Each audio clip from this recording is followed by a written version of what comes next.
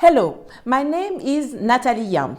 Many of us watched the Tyson Fury versus Francis Ngannou match that took place on October 28 in Riyadh. But this match was not just the battle of the baddest. It was also full of geopolitical lessons. Come with me to review the main ones. Let's get started. First, let's talk about Francis Ngannou, his journey and his life.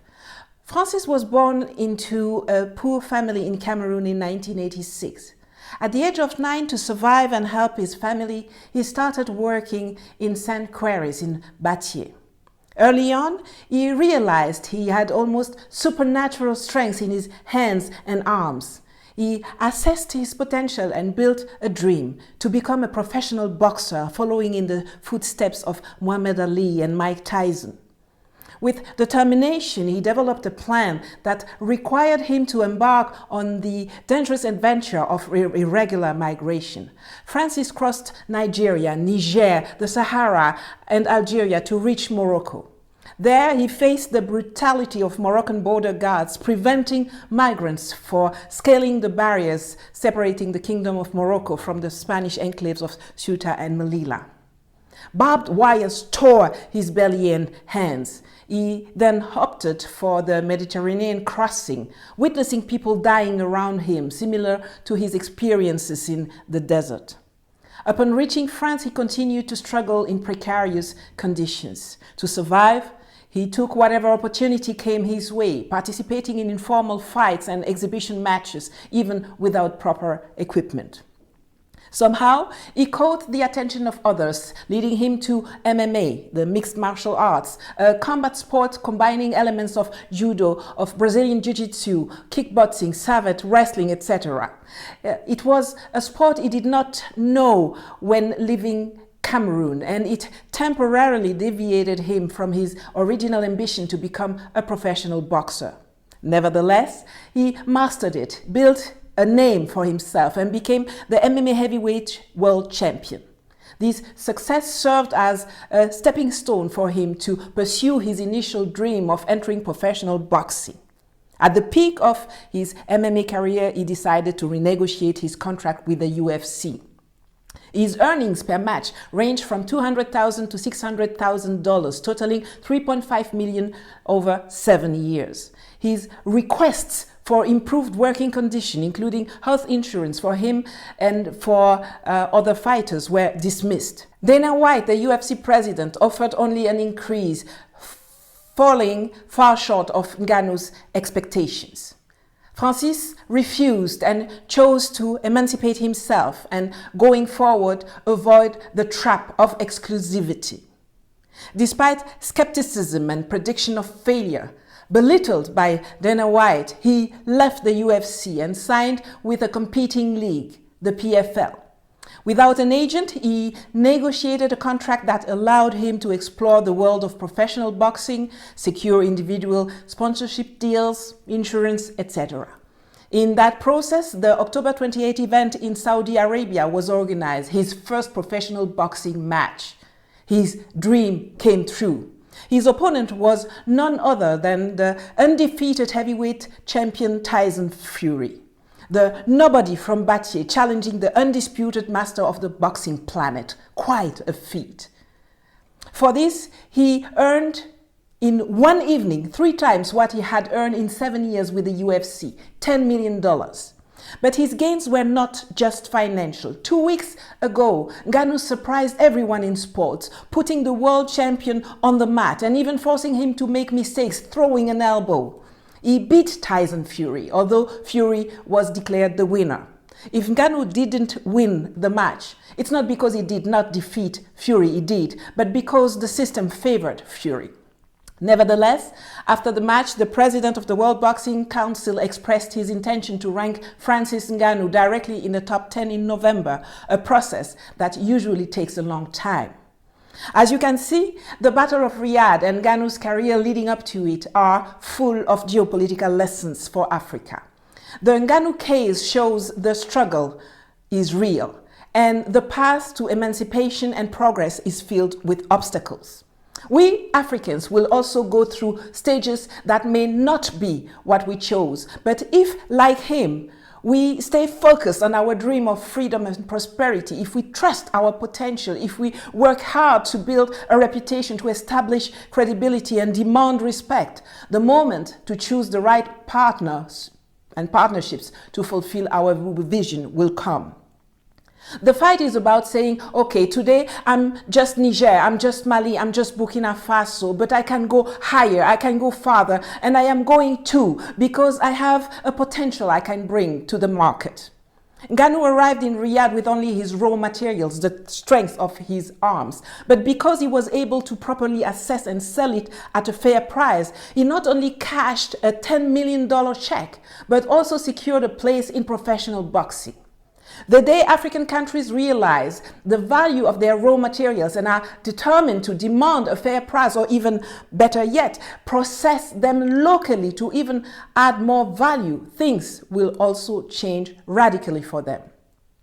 Like Ngannou with the UFC, our countries had unfruitful initial partnerships, those signed with France from 1958 onwards around the so-called independence.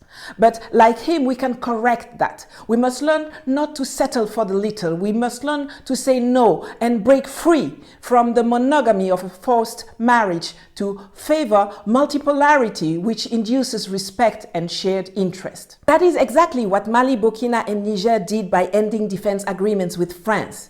In less than 1 year, the Malian army went from being the world's laughingstock, training with wooden equipment, to becoming one of the most powerful armies in West Africa, equipped with remarkable air and combat capabilities, signing partnerships with Russia, Iran, China, and defeating terrorists. Mali also put an end to France's tutelage at the UN. Another lesson from this match is how a small player can face a global power and still win. Ngannou did just that by challenging the world champion in heavyweight boxing.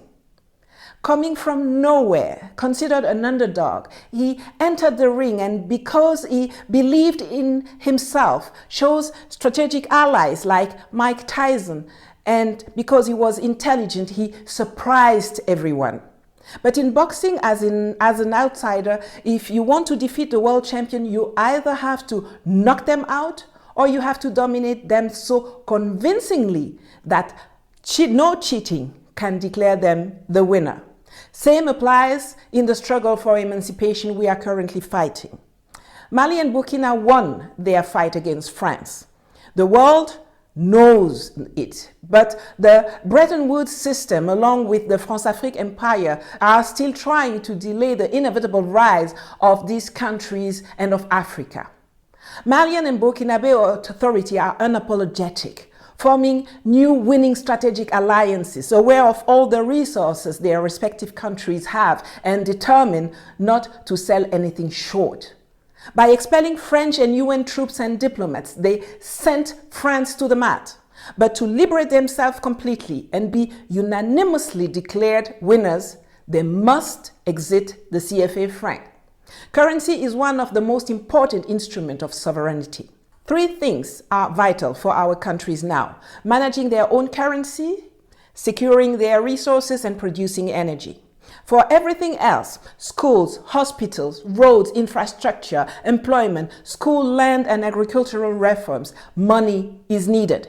And money comes from currency, well-equipped military to secure resources, and fossil energy production for our industrialization. This will be the knockout for France and the old system. The very last lesson, but not the least, is that of solidarity, the strength of unity as shown by Francis Ngannou. When signing his new contract with the PFL, he demanded and obtained that fighters facing him in the league be paid $2 million per match. Ngannou not only thought about his personal well-being, but also included the interest of his colleagues in his negotiations.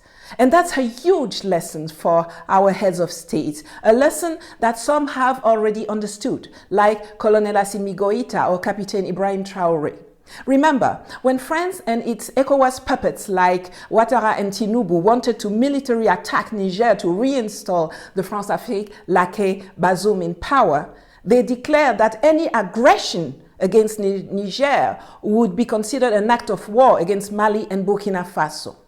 They also demonstrate this through the creation of the Sahel State Alliance, pooling defense resources to rid the Sahel of the foul-smelling terrorists planted and maintained by France to destabilize the region. Other countries should learn from this and come together to negotiate and exploit their resources instead of each going their own way with sometimes pitiful deals. I hope you enjoyed this video. A big thank you to Francis Ngannou for his impressive career, personality, and inspiring choices. If African countries like him can evaluate, sell, and truly transform their potential, raw materials, if they build an ambitious vision for their future and their populations, if they decide to face the world as he did with the desert, with the Mediterranean and Tyson Fury, if they unite to strike hard at their opponents and bring down the France-Afrique system, if they never give up on demanding win-win partnerships, if they secure the gains of this emancipation struggle at each step, then they can soar towards freedom and progress. They can finally stop being praised and enter the category of hunters like Francis Ngannou, whose nickname is the Predator. Thank you. Oh, and to support the educational work I produce, don't forget to contribute to my PayPal and GoFundMe fundraiser. The links are displayed on the screen and below. See you soon.